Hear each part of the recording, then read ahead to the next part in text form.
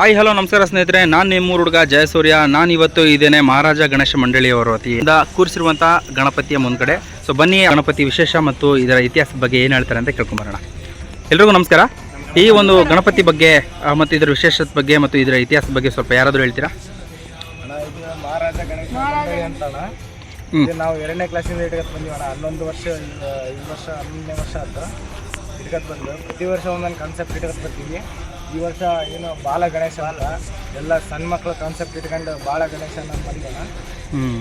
ಇದು 11ನೇ ವರ್ಷ, ಇದು 11ನೇ ವರ್ಷ ಆಗಿದೆ. ಒಂದು ವಿಶೇಷತೆ ಇರಲಿ ಅಂತೇಳಿ ಬಾಲ ಗಣೇಶ ಮಾಡಿದಾನ. ಓಕೆ. ಆ್ಯಂಡ್ ಈ ವರ್ಷ ನಾನು ಇಲ್ಲೊಂದು ಬೋರ್ಡ್ ನೋಡಿದೆ, ಇಲ್ಲಿ ಸ್ವಯಂ ಪ್ರೇರಿತ ರಕ್ತದಾನ ಶಿಬಿರ ಅಂತಂದು ಆಯೋಜನೆ ಮಾಡಿದ್ದಾರೆ.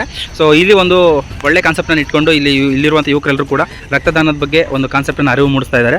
ಸೊ 30ನೇ ತಾರೀಕು ಸ್ವಯಂ ಪ್ರೇರಿತ ರಕ್ತದಾನ ಮತ್ತು ಪ್ರಸಾದ ಇರುತ್ತೆ ಮಧ್ಯಾಹ್ನ 12 ಗಂಟೆಗೆ. ಓಕೆ. ಅಂದರೆ ಪಾಪ ಭಾಳ ಜನ ಗೌರ್ಮೆಂಟ್ ಹಾಸ್ಪಿಟಲ್ಗಳಿಗೆ ರಕ್ತ ಸಿಗಲ್ಲ ಅಂತಿದ್ದಾರೆ. ಅಟ್ಲೀಸ್ಟ್ ಇದರಿಂದ ಆದರೂ ನಮ್ಮ ಅವ್ರಿಗೆ ಸಹಾಯ ಆಗಲಿಕ್ಕೆ ಒಂದು ಕಾನ್ಸೆಪ್ಟ್ ಇದೆ ಮಾಡೋಕ್ಕೆ.